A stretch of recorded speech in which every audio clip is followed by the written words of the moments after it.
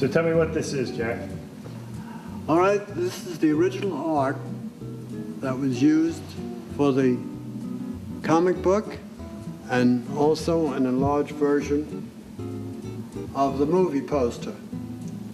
The interesting story of that is that when Stephen King saw the pencil drawing and the finished drawing of this, he was absolutely astounded because the little boy in the cover resembled his own son. And Stephen, I think, has a little of the mysterious, superstitious, inventive mind, as you must say, and he was just carried away.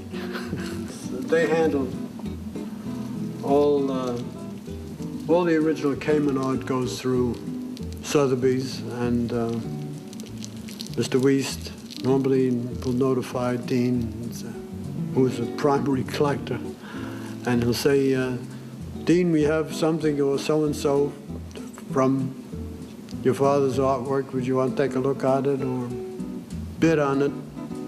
It's available. Here's my example, by the way, of my teaching methods.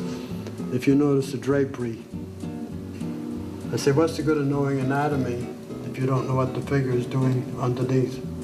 See all the wrinkles? That's why they call me Wrinkles Kamen. You might as well see the real body under there.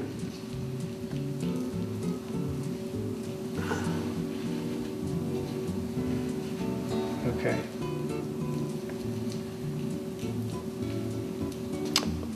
There was a time when the comic books, or the horror comic books, were doing very well, and Mr. Gaines thought, since I was one of his favorite artists, that I ought to get into the horror genre, but I wasn't doing very many. And as you see the story progresses, the premier artists of at the time that were doing the horror for Bill Gaines did their own individual panels, as you will see throughout the story. And Bill said, Jack, I know you could do this. I know you could do this, and if we have to, we'll write a special story for you so you can do a horror story. And he suggested the general outlines of this plot to Al Feldstein, who I believe wrote this story, so would incorporate myself and certain biographical facts, plus the additions of Graham Ingalls and who else is in there? Jack Davis. Jack Davis and there's one other. Johnny Craig. Johnny Craig, who all supplied individual panels for yours truly. Well, let me ask you a couple questions about some of this stuff now. That would be easier. Okay, it seems like you're always smoking a pipe. I was an ardent pipe smoker. Okay. I was. Always walked with a pipe, always smoked with a pipe. And then, for some reason whatsoever, I was told to stop smoking pipes, like getting cancer of the lips or just cancer in general from tobacco. So I stopped, but I was an ardent pipe smoker.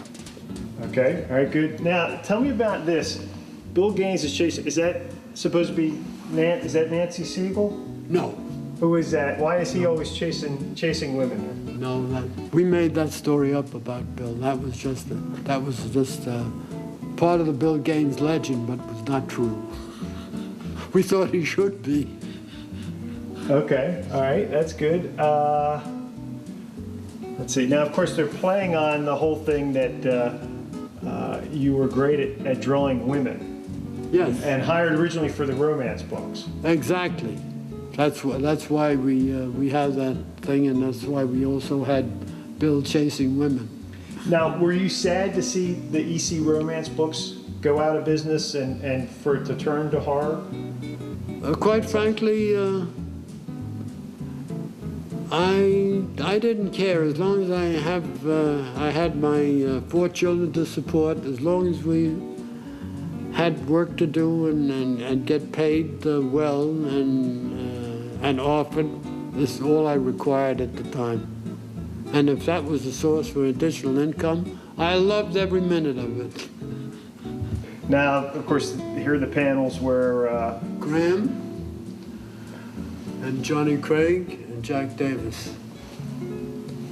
now, whose idea was it to have them draw themselves? Was that your idea or Al's idea or Bill's idea? I think it was, I would say it was either Al's or Bill's. I think maybe Al's idea, because he came up with these pretty rich ideas, and he wrote a lot of this stuff. So I would say if it was a